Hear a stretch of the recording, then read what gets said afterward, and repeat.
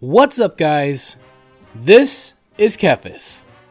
Welcome to Class Course, where we take a brief look at a specific class in World of Warcraft and break down the essentials of their core rotation. This isn't a comprehensive guide, it's designed to get you up and running. So, to keep things short and simple, we're just going to focus on the rotation for now. But if you're curious about the talent build I'm using for this guide, the link is in the description.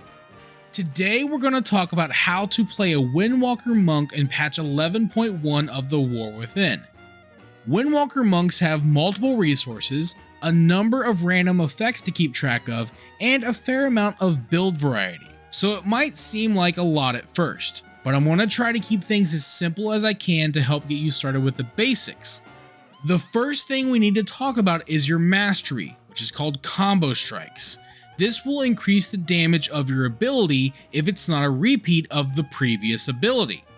Basically, you want to try your best to use a different ability each time you press a button. Now, you have a resource which will generate passively called energy. Energy will allow you to use Tiger Palm.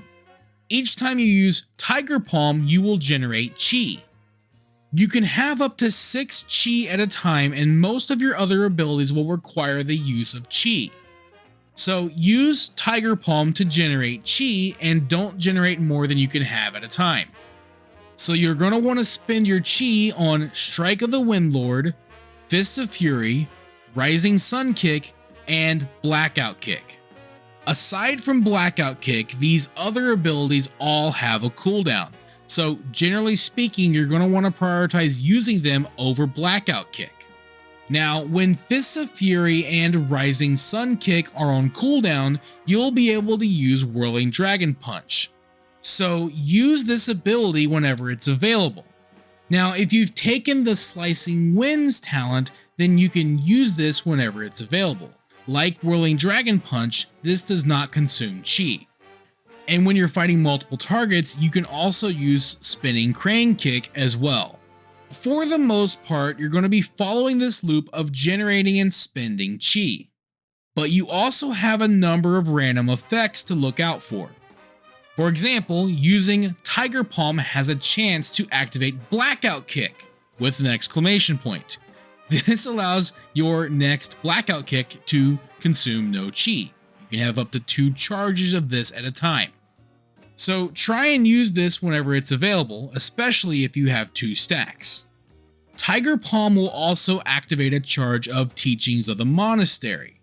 Each charge will cause your next Blackout Kick to strike a second time, and this can stack up to 4 charges. You don't have to save Blackout Kick for 4 charges, but if you happen to get to 4 charges, try and use Blackout Kick as soon as you can. You don't want to overcap your charges.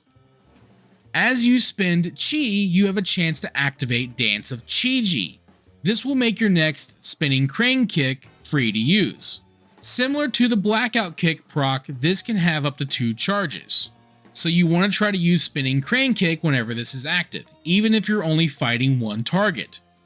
Now, if you've taken the last Emperor's Capacitor talent, then each time you spend chi, you will generate a charge of this effect. When maxed out at 20 charges, this will cause your next Crackling Jade Lightning to be free to use and deal significant damage. So when at 20 stacks, try to use Crackling Jade Lightning as soon as you can.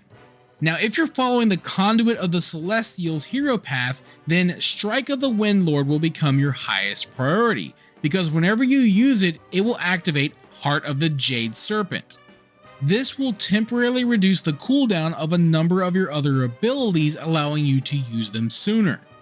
So, spend energy on Tiger Palm to generate chi, spend chi on your other abilities, and take full advantage of other temporary or random effects.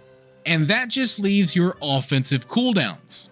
These all have longer cooldowns, so you won't be using them as much, but use them whenever they're available and try to use them together as much as you can. They include Invoke Zuin the White Tiger, Storm Earth and Fire, Touch of Death, and if you are a Conduit of the Celestials, Celestial Conduit. Use these whenever they're available and together as much as you can. Now, one thing to note about Celestial Conduit is that it will also activate Heart of the Jade Serpent. So if this effect is currently active because you've just used Strike of the Windlord, then hold off on using Celestial Conduit until after the effect expires. And that should hopefully be enough to help get you started with Windwalker monks. We've covered a lot of ground, so I hope I didn't overwhelm you with too many details. I wanted to try my best to give you a good foundation to build on once you get acquainted with the class. So I hope this video was helpful for you. And if it was, I would love to hear about it in the comments below. With all that being said, I will see you guys on the next one. Thank you for watching this video. If you enjoyed it, let me know by clicking that like button. And feel free to share it with your friends so they can enjoy it as well. And if you'd like to see more videos, you can subscribe to the channel and click on the bell icon to be notified as soon as new videos are posted. You can also follow me on Facebook, and if you'd like, you can support my work on Patreon. Links to all that stuff can be found in the description below. This is TheKephas. Until next time.